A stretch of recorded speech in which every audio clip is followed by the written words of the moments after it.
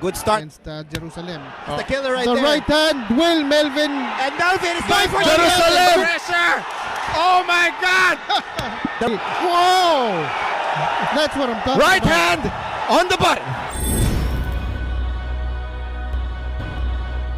Si Melvin Jerusalem ay former WBO World Minimum Weight Champion at kasalukuyang may hawak ng WBC World Minimum Weight Belt samantala March 31, 2024 nang maagaw at makuha ni Melvin Jerusalem ang WBC World Title Belt kontra sa undefeated Japanese boxer na si Yudai Sugioka na kung saan 2 beses na pinabagsak ng ating kababayan ang Japanese champion at natapos ang laban via split decision. やっぱりこういう見事なカウンター落ち着け落ち着け読み合いフェイントの掛け合い雄大2度目のダウンやっぱり伸びますうわジェルサレム Samantala, matapos ang 6 na buwan ay nito lang September 22, 2024 ay muling napalaban si Melvin Jerusalem para dipinsahan sa unang pagkakataon ang hawak nitong WBC World Title Belt laban sa undefeated Mexican challenger na si Luis Castillo. Taglay ang malinis na record ng Meksikano na 21 wins, 13 knockouts habang ang ating kababayan ay may record na 22 wins, 3 losses at 12 knockouts. Samantala si Castillo ay isang southpaw at mas matangkad ang Meksikano at di rin nagkakalayo ang kartada ng dalawa. At first time ni Castillo na dumayo at mapalaban sa labas ng bansa. Kaya naman matapang na sinabi nito sa interview na dumayo siya sa Pilipinas para manalo at maiuwi ang WBC belt at ayon pa sa kanya ay pinaghandaan niya umano at pinag-aralan ang estilo ng Pinoy at bago ang kanilang bakbakan ay binalaan nito si Jerusalem na i-enjoy na umano ng Pinoy ang nalalabing araw bilang kampiyon. Ganun na lang kataas ang kumpiyansa sa sarili ng dayong Meksikano. Natatalunin niya umano ang Pinoy lalo't wala pa itong talo at hindi pa nakakaranas na bumagsak sa laban. Tungayan ang bakbakan ng dalawa at pagtangkang agawin ang WBC World Title Belt ng Pinoy. Sa round 1 ay pinatikim kaagad ng Pinoy ang bagsik ng kamao nito. To make sure that whatever si Jerusalem throws at him will not land. Jerusalem attacking the body nitong There you. Good start for Jerusalem. the Low Mexican and looking wide for an stance, opening, ah. but no Oh, entry. And height advantage medyo nanenegate Yeah. ni Melvin. Yes, it's not exactly. Whoa! And just like that, That's what I'm talking right about. hand on the button. just What like is I going told, on? Just like Will I he told you, survive that? we have to watch out for that right hand. That's the killer. That's the killer right The there. right hand, Will Melvin. And Melvin is going for Jerusalem! Finish this fight. Continues the pressure. Oh my God! The referee is taking Hanging on for dear life. And what a 4-punch combination. I like the way Melvin is handling this good jab there to the body.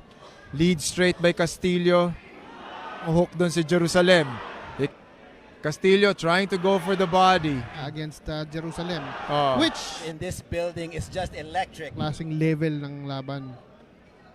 And it's nice to He's leading sa scorecards. He's not acting over. Melvin Jerusalem is cutting the angle yung kanang kamay sa katawan. Huge props to him for that one. that right.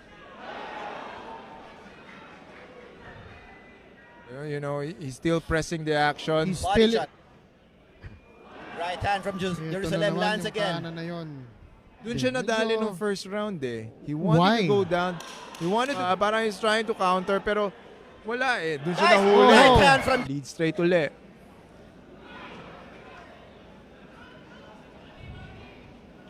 good body shot of this 4th round. So far, it's all been Melvin Jerusalem in the first round. Yan oh. This is very much a Jerusalem fight, but well, I mean with what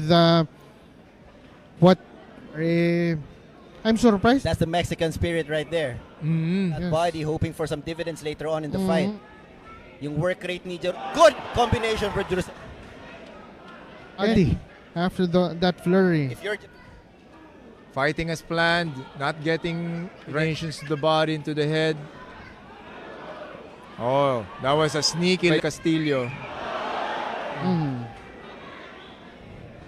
Oh wow! favors the Philippine peso over the That is an uppercut and an upper. He's still very much capable to do. Good right hand again from Seconds of this round. Nung 5th round, scorecard, Castillo tumaas na. good right hand from Jerusalem. Have that same snap in his punch. Diba? If you're watching Melvin Jerusalem down in the first round, pero he stayed the course, you know, he was patient, he wasn't being reckless here. Tapos, snapping the head of Luis Castillo. Tapos na si Jerusalem sa kanan, sa kaliwa naman siya.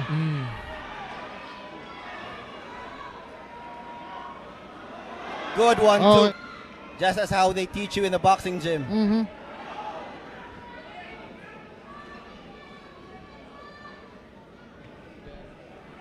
Papatinag tong si Castillo. Huge props to him. He's still fighting. He's still standing. Even though he's very much battered here. But at the same time, you gotta give it to Mel, Yes. you know, yung pace, positioning Yes. niya. Diba? He's not letting of training sa Zip Sandman. Combination. More up. Jerusalem is still light on his feet. Oh, that was a slip. That was Body shot. good Overhand right from Jerusalem. ni Jerusalem. While itong si Castillo is starting to show some decline. Paano po bumubukas yung ibabaw ni Luis Castillo? Yan, panoorin niyo po si Melvin Jerusalem. He's peppering the body. So, WBC World Champ first defense of Melvin Jerusalem. So far, it's looked good. You know, Double straight from Melvin. Move faster again, but Double jab. yes. Right Consist- hand starting to look like a sparring match. Yes. Look at that. How effective he is kasi dun sa right hand niya. Oo. yung Offense. See how much itong si Jerusalem rin Body has shot. grown. Yan na ngayon, the accumulation of those body shots starting to take its toll on Luis Castillo. Beautiful triple hook from Jerusalem. And Ala no Roy- answer ala from Roy Grabe. Jones yun, ah. Roy Oo. Jones move yun eh. no answer Coming from a Castillo, shorter no? guy, Coming Yes. from the shorter guy. Body shot from Castillo. Yung footwork din talaga ni Melvin. Every time that Luis is gonna throw a punch, he's not. The head movement is so nice to see. Then afterwards, babato siya ng ganyan. Boxing's Facebook page. How are you liking Melvin Jerusalem's performance so far?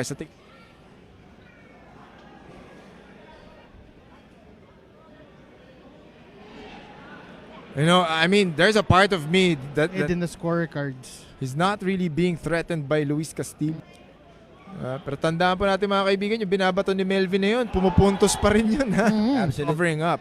So he's just throwing punches. Pinapakita mo sa judges na you're the active fighter. Yes. You know, those are not power shots pero they're landing points. Nick, that would only make things worse. But he needs to definitely press up. He needs to wake up and then He throw needs more. to sure. But I think that's too late for that. It's already the 10th round. By the way he's throwing punches, he's Oo, definitely not knocking. Diba? He needs to turn the tide. He needs to sneak in a couple of shots, get some rhythm, and then ang depensa ni Melvin Jerusalem eh. And the rest just box around and not take any risks. And I this guess is why he's not doing that. diba? Rate of Melvin Yes. Melvin Jerusalem. Hindi pa siya tuloy-tuloy pa rin yung pace niya eh. Kung anong pace niya, no? Yes. Diba? Him being the aggressor. And this is is one interesting. of the rare times that the smaller guy Thing to see here is that good right hand from Jerusalem. Ito na naman yung right pasok hand. lagi yung kanang kamay na yun. How can Castillo take? Diba? Referee, the referee's taking a good look at Castillo right now. Yes. Biglang bumalik si Jerusalem. Right hand from It's kind Jerusalem. of change of words from our protagonist here. First round up to now. Final 10 Right hand seconds. from Jerusalem. Oh my goodness. You can Oh, see, Oy. it's like you're not behind on points. Minsan, body language. Alam din niya sa sarili niya na, you know, And Jerusalem is trying to finish it in Yes. this round. The referees take a good look. Wala na. And if I mean- Castillo doesn't show looking frustrated, nafo-frustrate na ako para sa kanya. trying to find that perfect opportunity to land He's that just right looking hand. to make Castillo dance with him. At there this by point. Jerusalem. Another right hand. This is turning into a sparring session Oo. for Jerusalem. Body shot from Jerusalem. So far in 11 rounds, we're seeing a masterclass. Good right hand. Beautiful boxing as well from the Zip Sandman fighter. Face of Melvin. Diba? It's a confidence, composure. Diba? Alam din niya na he has this guy's number. Yes. 11 rounds in Melvin Jerusalem. Uppercut from Castillo. Castillo is just not giving up. That's the Mexican warrior's heart. Diba? He's proven himself to be durable. Yes. Diba? Matibay, makunat. Final 10 seconds of the round. As he eats a body shot from Jerusalem. Pero Coming in. 12 rounds in the books. And we will go to your judges' scorecard. Panalo si Melvin Jerusalem via 12-round unanimous decision at matagumpay na nadepensahan nito ang WBC belt kontra sa Meksikano. Anong masasabi mo sa naging laban ng ating kababayan? Ibigay ang iyong komento sa baba at huwag kalimutan mag-like at mag-subscribe sa ating channel. Maraming salamat po.